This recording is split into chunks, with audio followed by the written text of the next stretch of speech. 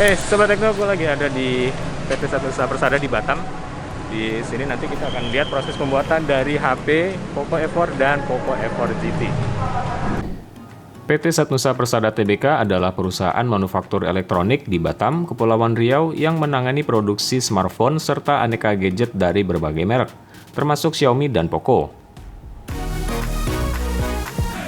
Karena menyangkut perakitan komponen sensitif, maka untuk memasuki area pabriknya pun diperlukan prosedur khusus.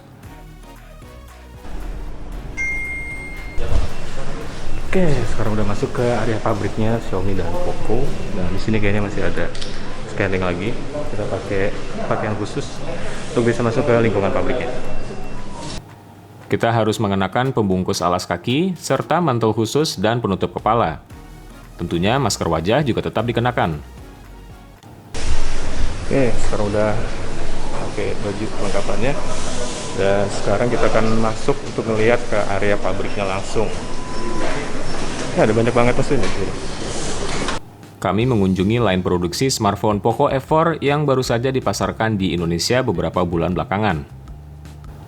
Masing-masing line produksi di pabrik ini menangani pembuatan satu model smartphone. Nah, banyak sekali orang-orang yang mungkin pengen tahu sebenarnya bagaimana sih proses sebuah smartphone, apalagi flagship smartphone. Untuk Poco F4, line produksinya terbagi menjadi dua bagian, mulai dari perakitan komponen-komponen, aneka macam testing, serta serangkaian pengujian lagi, hingga akhirnya berujung di pengemasan. Sebagian proses perakitan di bagian pertama line produksi yang panjangnya mencapai 50 meter tidak boleh direkam. Proses perakitan ini antara lain mencakup pemasangan motherboard yang mengandung komponen chipset serta memori, pemasangan modul 3G dan 4G, 5G hingga NFC dengan berbagai macam antena yang sesuai, pemasangan baterai hingga ketiga buah kamera belakang di Poco F4. Kami diperbolehkan menyalakan kamera di akhir proses perakitan komponen, yaitu pemasangan cover belakang untuk menutup punggung smartphone. Setelah selesai dirakit, ponsel segera memasuki tahap testing. Berbagai macam hal diuji oleh mesin-mesin khusus, mulai dari penerimaan sinyal 3G, 4G, 5G, hingga Bluetooth, serta kualitas layar. Proses pemasangan board itu, ada 3G, ada 4G, ada 5G, semua ditesting dari mesin ini. Sinyalnya tinggi, rendah, 3G, 4G, Bluetooth, Wi-Fi, semuanya akan testing di dalam mesin ini. Fitur-fitur lain seperti koneksi NFC, accelerometer, hingga sensor ambient light untuk mengatur brightness secara otomatis juga tidak luput dipastikan fungsinya. Kamera pun demikian. Fitur optical image stabilizer di kamera utama misalnya diuji dengan cara menggoyang-goyangkan ponsel menggunakan mesin. Meskipun sebagian ditangani oleh mesin, peranan manusia tetap diperlukan, seperti pada tahap quality control secara visual untuk memastikan kualitas. Ya, itu tadi prosesnya sepanjang line assembly dari Poco F4. Dari mulai pasang mainboard, kemudian kamera, lalu dites lagi, hingga kemudian masang baterai cover. Itu pun dites lagi juga kameranya. Ya, kayak tadi tes OIS dengan cara digoyang-goyang. Dan untuk memastikan kualitasnya di bagian akhir ini ada staf khusus yang mengecek secara visual supaya HP-nya benar-benar sempurna.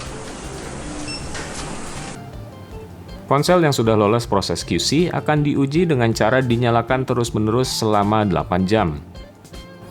Dalam periode waktu tersebut, ponsel dinyalakan layarnya, menjalankan aplikasi, kamera, hingga memutar musik secara terus-menerus alias looping. Tujuannya tidak lain adalah untuk memastikan ketahanan ponsel ketika dipakai oleh pengguna dalam jangka waktu lama. Dan di sini kita bisa lihat di belakang gua, itu ada banyak HP-nya lagi dites. Itu juga ya caranya. Selewat tahap ini, Poco F4 diberikan lapisan khusus yang membuatnya tahan air dengan sertifikasi IP53. Setelah itu, Poco F4 kembali menjalani serangkaian pengujian untuk memastikan bahwa semua fungsinya masih berjalan normal.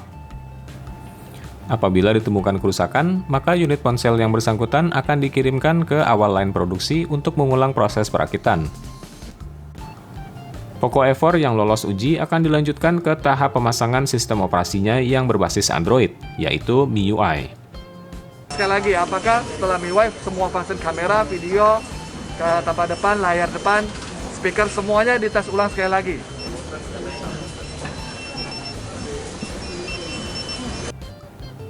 Setelah melalui berbagai macam tahapan itu, Poco F4 pun akhirnya siap dikemas. Tahapan pertamanya adalah memasang screen protector pada layar ponsel.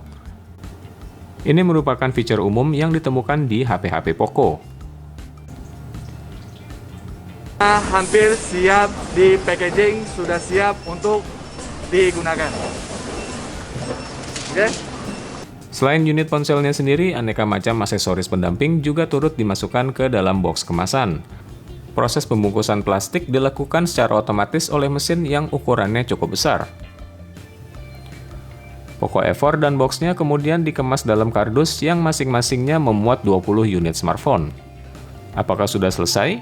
Ternyata belum, karena masih ada proses quality checking dengan cara mengambil sampel dan membongkar kemasan HP.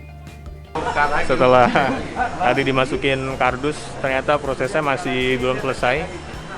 Jadi di sini dilakukan QC lagi, ada checking. Itu caranya adalah dengan ngambil sampel, kemudian dicek ya. Jadi dibongkar lagi nih, kayaknya dibongkar lagi dan dicek apakah lengkap HP dan aksesorinya gitu. 960 tuh kita bongkar semua, kita ulang lagi, kita checking lagi. Kalau kita ada ketemu satu saja yang NG, ini yang quality yang kita jaga. Gila, jadi dari 20 HP kalau misalnya ketemu satu aja yang nggak sesuai kriteria, itu satu palet jumlahnya 960 HP itu bisa diulang lagi dari mulai. Setelah Poco F4, kami berpindah ke lini Poco F4 GT. Prosesnya relatif lebih simpel dengan jalur yang lebih pendek juga karena ponselnya datang dalam keadaan sudah terakit utuh, tapi kualitasnya tetap perlu dipastikan lagi. Setelah lolos inspeksi, barulah Poco F4 GT diinjeksi alias dipasang software untuk membuatnya bisa berfungsi. Yang mereka bawa dari Cina ke sini tanpa OS-nya, jadi ketika pun ada yang dapat, handphonenya tidak bisa digunakan. Jadi dia akan proses namanya MIUI, kita yang injeksi jadi OS Indonesia, termasuk aplikasi lokal. Selanjutnya sampai di tahap pengemasan yang sama dengan Poco F4. Satu hal yang unik dari box kemasan Poco F4 GT adalah daya tahannya. Head of Marketing Poco Indonesia, Andi Renreng, sempat mendemonstrasikan hal ini dengan cara menginjaknya.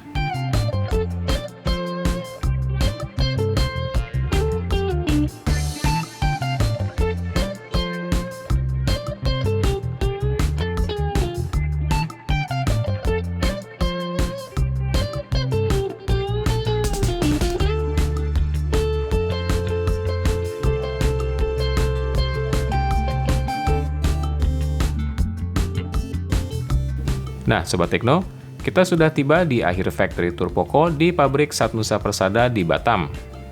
Jangan lupa subscribe channel YouTube Kompas Tekno dan like juga video ini kalau kalian suka. Terima kasih udah nonton. Gue Yusuf, sampai ketemu lagi di video selanjutnya.